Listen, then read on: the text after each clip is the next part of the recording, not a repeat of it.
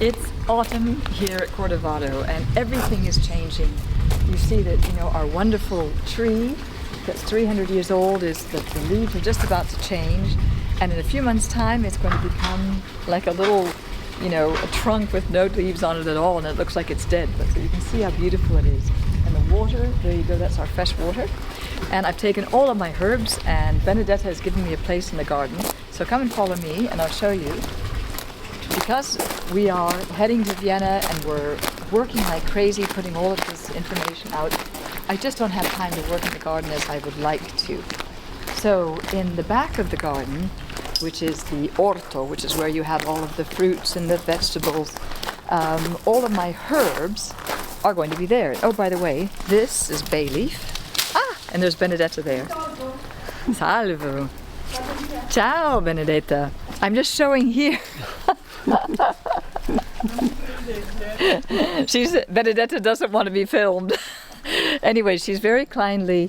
She's cleared up all of this area of the garden, and she's allowing, and actually not even that, but she's actually going to be planting, because I don't have the time, all of the herbs that are going to be going there. So I have my little red peppers and the sage, and this is a coriander that actually lasts for the winter, and the thyme and a little bit of mint. So, and if you look behind us, this is the last of the garden for the summer. And tomorrow we head to Vienna. We're going to be doing a lot of work up there, and so I thought you'd like to come with us.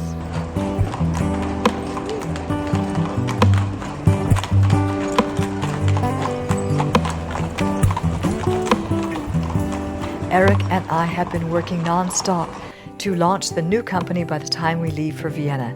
It's been a daunting task. We've had to start everything from scratch, a new website, revamping the YouTube channel, getting my profile up on LinkedIn and Instagram so that all of the social media is cohesive before we go. Of everything that I learned in my schooling and my university, I think one of the most useful things was that course that I took in the 7th grade on typing that I rebelled against because I said I never wanted to be a secretary. Who would have imagined that you use such a skill for so many things?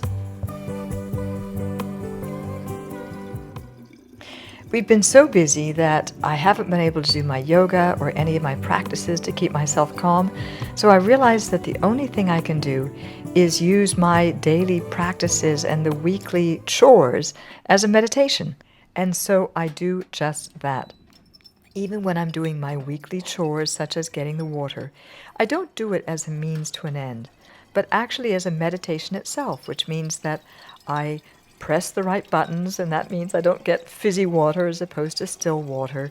I can feel the cold water, make sure that the bottles are closed, and that I don't forget the card in the machine, so that I can pick up the water, take it back to the car, and it gives a rhythm to my day.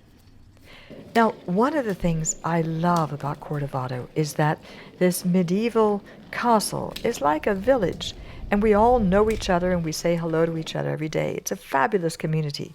So that means I see Benedetta when she goes in her tractor to go off to the work, and her husband Bruno is in the car and off he goes, or he comes back for lunch. And then there's Muir, who is the grumpy person that we saw hanging up the mirror, but he now smiles when he sees me, and he knows the castle inside out.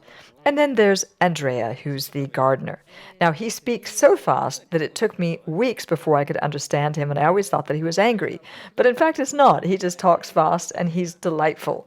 He's the one that explains to me what this slow, sonoric bell is that I hear often every afternoon. Accompagnano il morto. Ah sì, allora proprio... Da qua è sempre stata così. Questa qui è morta una signora di 61 anni. Questa si fa cremare. Allora, quando ormai tanti lo fanno. Allora vai fuori e la gente dà le condoglianze. Invece una volta, quando seppellivano, allora, la campana continua a suonare e la gente andava dietro la macchina fino al cimitero che è vicino a casa mia. Io li vedo passare tutti. Ma una volta nessuno si faceva bruciare. Adesso quasi tutti i giovani, quasi tutti. È cambiato un po'. Una volta allora seguivi il morto e la campana suonava fino a che arrivavi. Ah, e perciò che sembra proprio triste. Sì. Che fa da bong. Allora, quando uno è appena morto, stessa cosa suona. Generalmente la mattina, generalmente. E dopo quando c'è il funerale, sì. Rituals, routines. This is what gives life its rhythms and makes it full of meaning. And there's no place better than Vienna to understand really the cadences of life and putting it into rituals, like coffee. So this is our Italian coffee machine, and like all things Italian, it's very beautifully designed. It's a bit temperamental. The coffee doesn't always go the same way, but when it does work, it's great. And it's from, was it Bialetti, It's isn't it? Bialetti. Normally everyone knows them because they make the little espresso man. pots. Yeah, the little man does it. Yes, you see show the, it. Yeah, you see the little man here on the logo. let's see. Yeah. That's right, with his little, he's got his mustache. In Europe, we got this mug in Bratislava. Yeah. Not Bratislava, sorry, in Ljubljana. Which was only about 3 It's hours. about 2 hours drive away. 2 hours drive away. Yeah, so this is my favorite mug now, fake Japanese. Yeah, considering it was mine. Well, you know, right to fuse. We're heading up to Vienna by car tomorrow, so it's going to be, actually we drop the car off, it'll be about 4.5 hours drive up to Salzburg, right? And then from there we're going to take the train into Vienna. I'll be very excited. And I'm nervous. 3 trains to Vienna. Yeah. Okay. You're gonna be okay. Try them. Ooh, I love meats. I know. I put the chipotle in. And they're vegan, of course. They're nice. I know. I know. Our little patch of Mexico. So this is the camera. It's got this wonderful, wonderful handheld gadget that you actually hold it like this. It's very, very sturdy. Right. And it's got this directional microphone, so when you record, you can actually hear the sound properly. Right. And this one is This is a wide-angle lens. Eric has come back with all of my new camera equipment, which I'm still trying to figure out, basically. So I have some light stands, I have a new camera, so the quality of the films I'm going to be making for you is going to vastly improve. The only thing is that it's been a couple of years. When I used to be a documentary filmmaker, I had 5 people working for me. And being able to do all of this with one person and 2 cameras is kind of daunting, but I'm sure that I'm going to figure it out before I go to Vienna. And then this is Amazon basic light tripod holders. So you open it like this. Look, you put this, and then this one. Oops. Look, this goes up. Yeah. Yeah. And you just stick it in here like this. Oh.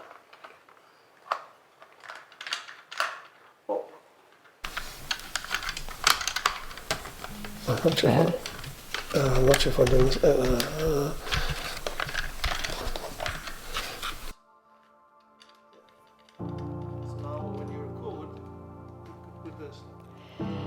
And so, after 2 months of incredibly hard work, I'm ready. With Eric's help, I've got all of the equipment that I need, and I understand how to work it. I have my tripods, and I have the lights, and I have the website up, and I have all of the social media ready to go. And the only thing that we need to do is to get into our car and drive 4.5 hours until we get to the Austrian border, and then we come to the city where I have lived 3 times and which I love more than any other city in the world, Vienna, Austria.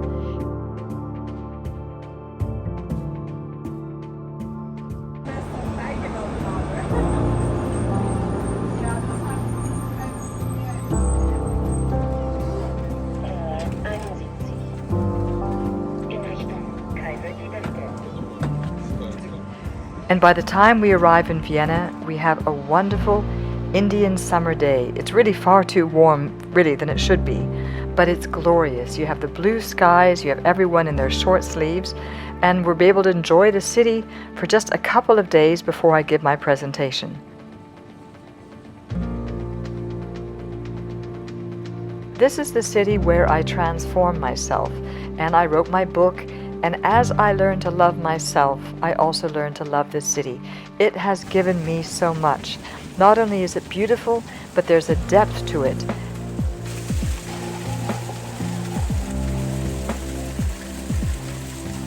And some of the things I did that were extraordinary when I was here was to live in a genuine palace. That's the Palais Liechtenstein behind me, and that was my home when I lived here.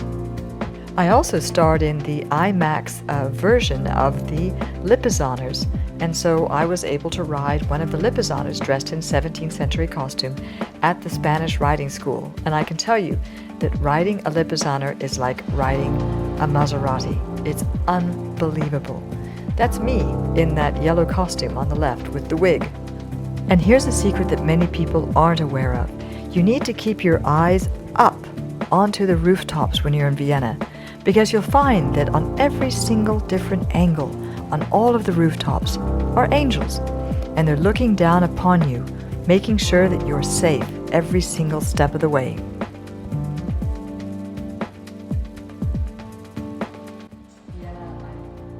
With my friend Linda Pyer's help, I gave 2 separate presentations on embodied consciousness, and then I also gave my talk at the Lead Today, Shape Tomorrow conference, and it went even better than I expected.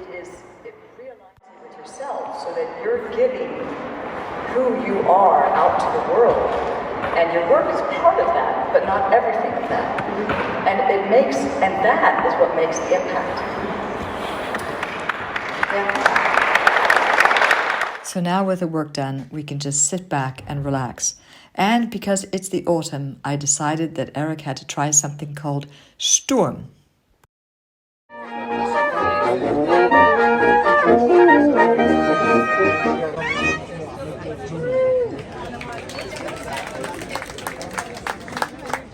We've really had hard work, and so we can celebrate the past, celebrate what we've just done, and what we're looking forward to doing in the future. This is a real autumn experience in Vienna. This is Sturm. Now, I don't ever drink alcohol normally, but I'm drinking and doing actually everything I normally don't do because I'm reminding me of when I used to live here.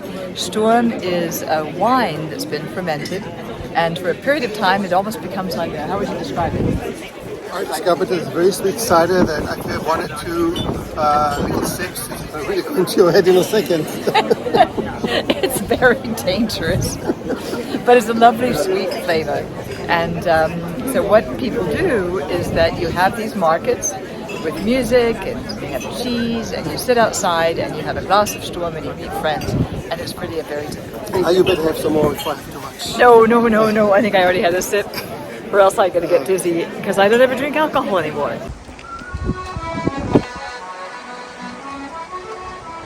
Well, there's a path on the other side which goes all the way down. And on the last day we decided to walk up to the Kahlenberg, which is a hill in the Vienna woods overlooking the city. Down below you can see the Danube and even Slovakia in the distance. What do you think? Oh, it's so beautiful to be here in the city and in the forest at the same time. And probably the last beautiful day of the year. It's great. Last beautiful summer day. Look how beautiful this is. And I want coffee. Vienna, I do like Vienna. It's always nice being back. You know, I started my first book up here, actually right here, with my character walking around saying, what happened to me? Where am I going? And I know I'm back with you.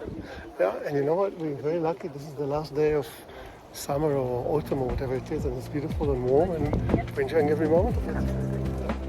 I'm so glad you joined us on our journey. If you like the channel, do subscribe and write a comment. I read every one. Our travels aren't finished. Next week we head to London to meet one of the persons responsible for a wilding project in Dorset. So stay with us, press the like button, and thanks for watching.